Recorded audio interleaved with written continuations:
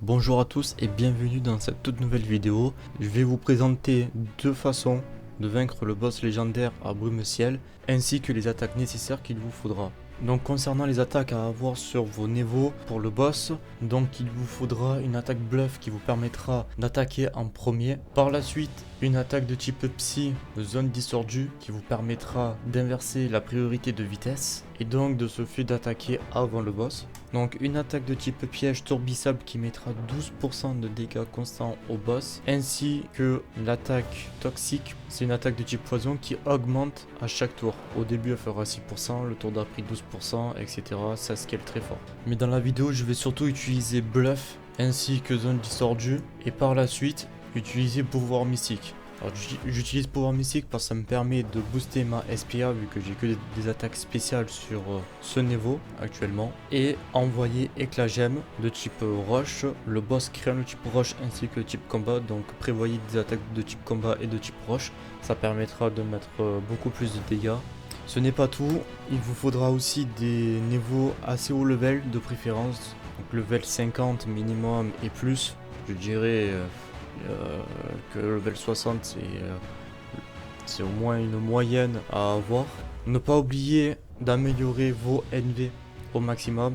Donc contre le boss j'ai mis full défense et full défense spéciale ainsi que la SPA sur celui-ci, donc vu qu'il a que des attaques spéciales. Et ne pas oublier d'avoir des EV max. Il vous faudra placer en priorité votre niveau qui aura l'attaque bluff et en deuxième celui qui a zone distordue.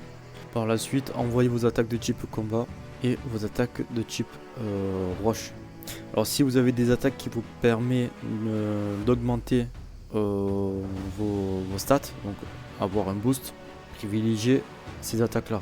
Donc moi j'en ai deux, j'ai pouvoir antique sauf que j'ai que 20% de chance, et j'ai pouvoir mystique qui elle, dès qu'elle proc, me donne SPA plus 1, donc c'est plus intéressant d'utiliser pouvoir mystique par exemple. Après à vous de voir. Donc actuellement j'utilise pouvoir mystique pour up directement ma SPA pour que la prochaine attaque puisse lui faire beaucoup plus de dégâts. L'excellence serait d'avoir un deuxième up avec pouvoir mystique et ensuite avec la troisième attaque de lui envoyer l'attaque de type roche. Éclat de gemme qui fait quand même 85 de dégâts. Donc 85 de dégâts boosté deux fois avec la SPA, ça fait quand même très très mal. Voilà, bon, vous allez souvent vous faire one shot et vous allez souvent perdre, donc n'hésitez pas à relancer plusieurs fois le fight pour tomber enfin sur la bonne probabilité avec le bon scénario, toujours avec les mêmes types d'attaques au début, donc bluff, zone distordue, moins 100, donc là il faudrait qu'il rate de préférence, que je puisse envoyer Cryptongle. Il a pas raté, mais il m'a envoyé sa deuxième attaque qui me permet de résister. Donc là le scénario est toujours d'actualité, donc je peux envoyer Cryptongle.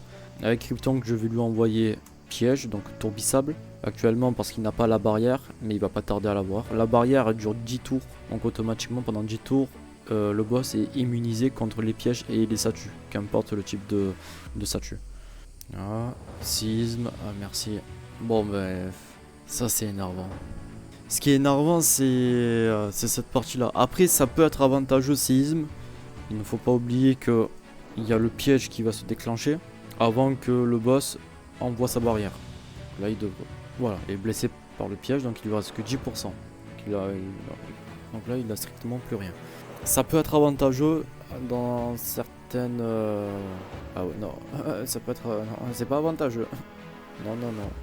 Ça peut être avantageux, ça dépend des circonstances. Mais actuellement là il a trop régène, donc pas du tout avantageux.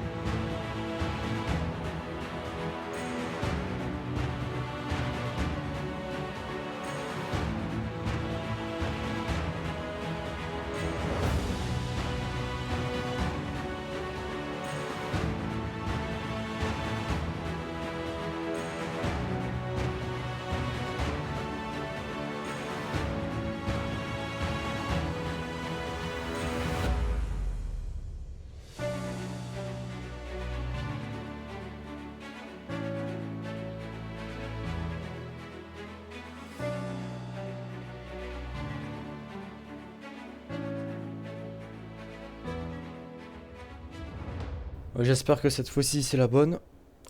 Ou alors je peux tenter, à la place de faire lui, ça fait un peu moins. Par contre, l'attaque de type roche fait x2. Et je peux tenter de faire ça et d'essayer avec 20% de chance d'avoir le boost.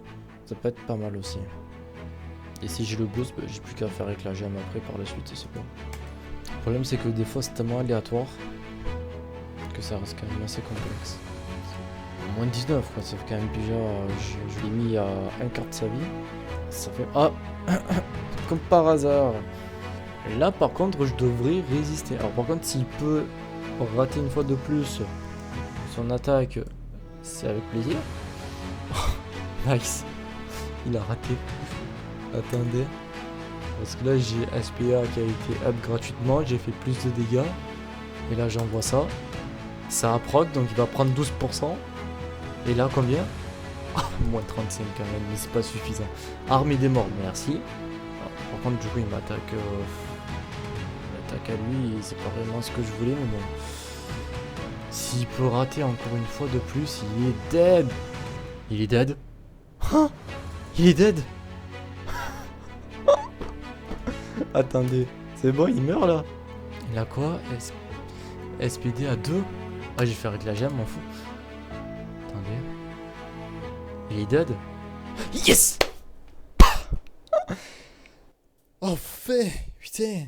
Et après cette belle victoire, vous savez maintenant comment vous y prendre, quelle attaque utiliser, quel niveau utiliser. Et maintenant à vous de jouer, à vous de le battre. Et moi je vous dis à la prochaine pour une nouvelle vidéo. A plus.